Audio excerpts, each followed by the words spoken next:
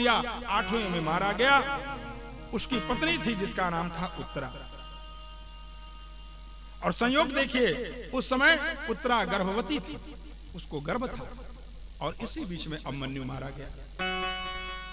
परंपरा थी प्राचीन काल में, ये परंपरा थी कि पति के नष्ट होने पर स्त्री क्या करती थी, सती हो जाया करती थी। लेकिन उस समय उत्तरा सती नहीं हुई।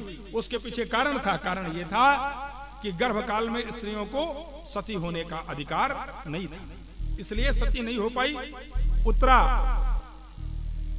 का गर्भ।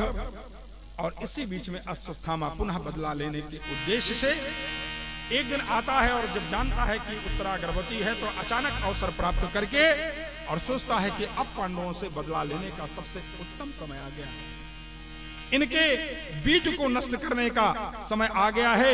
इस भाव से युक्त होकर के अश्वत्थामा ने क्या किया, उसके ऊपर वज्र से ब्रह्मास्त्र का प्रहार कर दिया।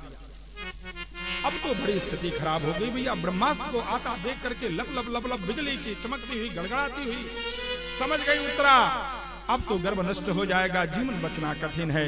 भगवान के सामने खड़ी हो गई और खड़ी होकर के प्रार्थना करती है, हे परमपिता परमात्मा जगदीश्वर, हे द्रौपदी के लाज रखने वाले प्रहलाद ध्रुव जैसे भक्तों को यश देने वाले, उनको मोक्ष प्रदान करने वाले, हे परमपिता परमात्मा, आपके अतिरिक्त अब जीवन में मेरा कोई नहीं है।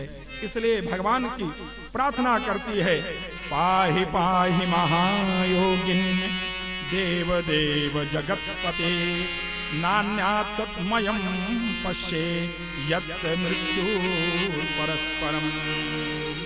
यत्र मृत्यु परस्परम, मृत्यु धीरे धीरे मेरे समीप आ रही है, इसलिए हे परमात्मा पाहि पाहि महायोगिन। उस महायोगीश्वर परम पिता परमात्मा जगदीश्वर अखंड ब्रह्मांड नायक सच्चिदानंद रूप भगवान कृष्ण कन्हैया लाल का स्तवन करती है और कहती है, ब्रज के नंद लाला